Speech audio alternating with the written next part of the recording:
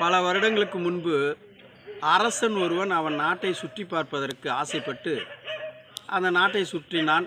அவன் நடந்து வந்த பாதைகளெல்லாம் கரடு முரடான முள் பாதைகள். அவன் நடந்து நடந்து கால்கள் வலுவிழந்து காலெல்லாம் புண்ணாகிவிட்டது. உடனே அரண்மனைக்கு போனான்.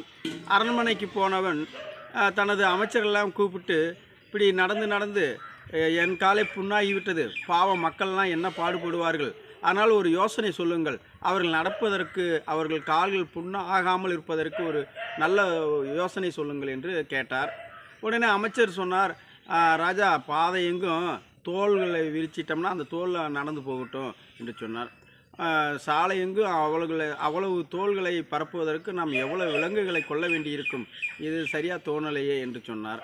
உடனே இன்னொரு அமைச்சர் சொன்னார், ராஜா, சாலை எங்கும் பஞ்சிகளை விரித்து பரப்பி விட்டு விடுவோம் என்று சொன்னார். அவ்வளோ பஞ்சிக்கு நம்ம எங்கே போகிறது என்று அரசர் கேட்டார். இதெல்லாம் கேட்டுக்கொண்டிருந்த வாயிற்காவலன், அரசரை, நான் ஒரு யோசனை சொல்லட்டுமா என்று தயவாக கேட்டான். சொல்லு பார்க்கலாம் என்றான். இப்படி சாலை எங்கும் பஞ்சி விரிப்பதும் தோள்களை பரப்புவதும் இதெல்லாம் கூடுதலான வேலை. அதற்கு பதிலாக அவரவர் கால்களில் எதையாவது சுற்றி கொண்டு நடப்பதற்கு ஏற்பாடு செய்தால் நன்றாக இருக்கும் என்று அந்த வாயிற்காவலன் ஒரு யோசனை சொன்னான். அது அரசனுக்கு சரி என்று பட்டது. அப்படி உருவானது தான் மிதியடி என்கின்ற செருப்பு. நன்றி.